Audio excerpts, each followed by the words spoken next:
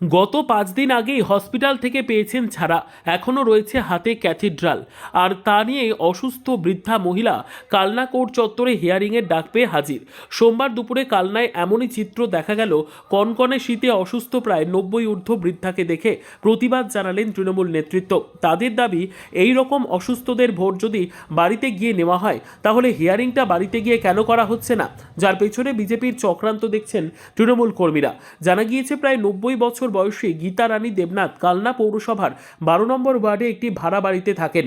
সেখানে তার মেয়েরা তার দেখভাল করেন। 2002 সালে ভোটার তালিকায় নাম নেই, আর তাই হিয়ারিংয়ে ডাক পেয়েছেন তিনি। আর অসুস্থ ওই বৃদ্ধাকে কোনো রকমে ধরে ধরে কালনা চত্বরে হওয়া হিয়ারিং স্থলে নিয়ে এলেন তার পরিবারের লোকেরা।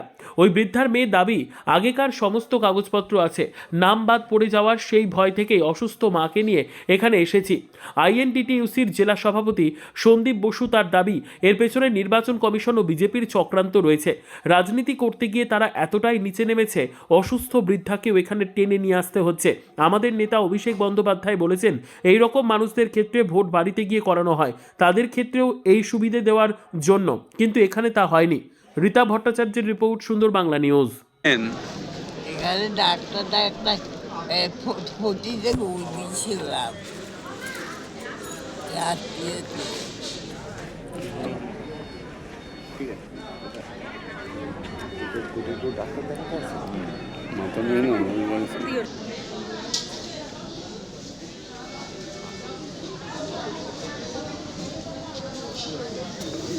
হিয়ারিংয়ে ডেকেছে।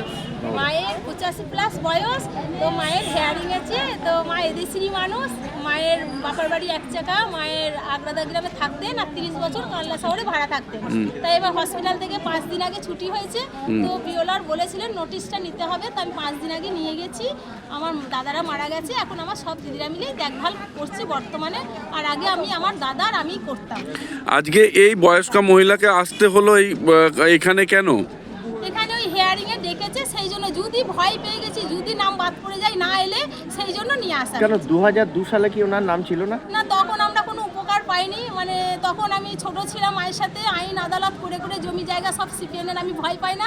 তখন সিপিএনের আমলরা সব নিয়ে নিয়েছিল। তারপর কোর্টের হেনস্থা হয়ে তখনকার সময় যে 2011 সাল থেকে দিদিরা এসেছিলেন, তাদের সহযোগিতায় আমি ভয় এখনও পাই না। আমার সেই দিদিরা আসাতে আমরা যা কিছু সুবিধা পাচ্ছি, আর আমার তৃণমূল দিদি আসাতে আমরা বিধবা ভাতা পেয়েছি, এখনও বর্তমানে পাচ্ছি। কানলাতেই বিধবা পাওয়া যায়, অম্বিকা কানলা বর্ধমান জেলা।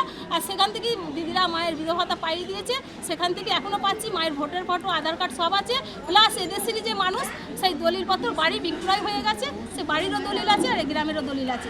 কিন্তু এটা আজকে তো আপনারা হেনস্থা হলেন, তো এই মহিলাকে মাকে নিয়ে আসতে। একটাই কথা, যদি বাদ পড়ে যায় সেই জন্য আসতে হয়েছে। যদি বাদ পড়ে যায়, যেহেতু এখন দাদারা মারা গেছে, মা আমাদের কাছেই থাকছে, সেই জন্য মা অসুস্থ, বাদ পড়ে যাওয়ার জন্য। কত বছর বয়স আপনার মায়ের? 1940 সালে চলে পেয়েছিলেন। আগেকার দিনে তো বাড়িতে মানে সার্টিফিকেট ছিল না, তো 85+, বেশি হবে তো কম না।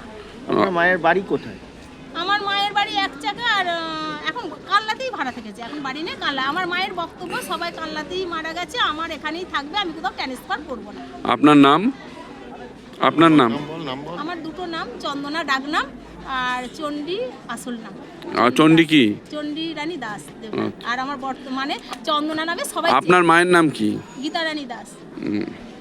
দেখুন, আপনারাও দেখলেন, আমরা সকলেই দেখলাম যে এখানে হিয়ারিংয়ের নাম করে যে একজন প্রায় 90 ছুঁই একজন বয়স্কা ভদ্র মহিলাকে, বৃদ্ধা মহিলাকে এখানে হিয়ারিংয়ের নাম করে ডেকে নিয়ে আসা হয়েছে। যে ভদ্রমহিলা যিনি ক্যাথিড্রাল ইউজ করছেন। তো মানে এই যে অবিচার মানুষের প্রতি, নির্বাচন কমিশন দ্বারা বিজেপির নির্বাচন কমিশনকে কাজে লাগিয়ে বিজেপি বাংলার বাঙালিকে যে ধরনের মানে এই অবিচারগুলো করছে, এই অবিচার আজকে মানুষের সামনে পরিষ্কার। আমরা এসে, কারণ আমরা মামাটি মানুষের দল করি, আমাদের নেত্রী মমতা বন্দ্যোপাধ্যায় এবং আমাদের নেতা অভিষেক বন্দ্যোপাধ্যায় বারবার বলেছেন যে সার্বিক স্তরে মানুষের পাশে দাঁড়াতে হবে। আমাদের উদ্দেশ্য নির্বাচনে জেতা, সেটা আলাদা পাঠ, কিন্তু এখানে মানুষের যে হয়রানি, সাধারণ মানুষকে যেভাবে হয়রানি করা হচ্ছে 2014 সাল থেকে আমরা দেখছি যে প্রতিটা ফেজে শুধু মানুষকে লাইনে দাঁড় করানো, মানুষের কাজ কর্ম সব ছেড়ে দিয়ে যে যার নিজের ডকুমেন্টস নিয়ে সরকারি দপ্তরে ঘুরতে হচ্ছে 2014 সাল থেকে 25 সাল অবধি। আজকে এতগুলো বছর মানুষকে শুধু একই কাজ করতে হচ্ছে। তো সেখানে দাঁড়িয়ে আজকে আমরা তার একটা মানে চরম নজির দেখলাম যে একজন প্রায় 90 ছুঁই একজন বৃদ্ধা মহিলা যিনি ক্যাথিড্রাল ইউজ করছেন, চলতে পারছেন না, হাঁটতে পারেন না, তাকে পর্যন্ত হিয়ারিংয়ে নোটিশ দেওয়া হয়েছে। আমি বিএলওকে প্রশ্ন করলাম যে আপনি নির্বাচন কমিশনের প্রতিনিধিত্ব করছেন, তাহলে আপনি তো নির্বাচন কমিশনকে বলবেন, আপনার সংশ্লিষ্ট আধিকারিকদের বলবেন যে একজন এত বয়স্ক মহিলা, তাহলে তাকে কি করে আমরা হিয়ারিংয়ে নিয়ে যাই। তাহলে নির্বাচনের সময় যখন নির্বাচন কমিশন যখন এই বৃদ্ধ মানুষগুলোর ভোট যখন বাড়িতে গিয়ে নিচ্ছেন, আমাদের নেতা অভিষেক বন্দ্যোপাধ্যায় গতকালকেও বলেছেন যে এই যে নির্বাচন কমিশন নির্বাচনের সময় বয়স্ক মানুষগুলোকে ভোট বাড়িতে গিয়ে নিচ্ছেন, তাহলে হিয়ারিংটা বাড়িতে নিয়ে গিয়ে করুক। সেটা না করে তাদেরকে এই কষ্ট করে এই ঠান্ডার মধ্যে, কীভাবে ঠান্ডা পড়েছে, তাই সেই ঠান্ডাটার মধ্যে আজকে একজন বয়স্ক বৃদ্ধা মহিলা সে তার যদি একটা কোনো বিপদ হয়ে যায় তার দায় নেবে? এই নির্বাচন কমিশন নেবে না। এই এসআইআরের নামে আতঙ্কে কত মানুষের হার্ট অ্যাটাক হয়ে গেছে, কত মানুষ আমাদের ছেড়ে চলে গেছে। তাতে এদের কোনো এই বিজেপির বা নির্বাচন কমিশন, বিজেপির যে এজেন্ট, যে বিজেপির যে শাখা সংগঠন নির্বাচন কমিশন এখানে দেখতে পাচ্ছেন আপনারা, তাদের কোনো যায় আসে না। মানুষ মরুক, মানুষ চুলোয় যাক, তাতে এদের কোনো যায় আসে না। এদের দরকার শুধু ক্ষমতা, বাংলার ক্ষমতা দখল করতে হবে। কিন্তু এরা মূর্খ, এরা জানে না বাংলার 10 কোটি মানুষের হৃদয়ে মমতা বন্দ্যোপাধ্যায় রয়েছে, বাংলার 10 কোটি মানুষের হৃদয়ে অভিষেক বন্দ্যোপাধ্যায় রয়েছে। আমাদের বিএলএ ঢুকতে দিচ্ছে না।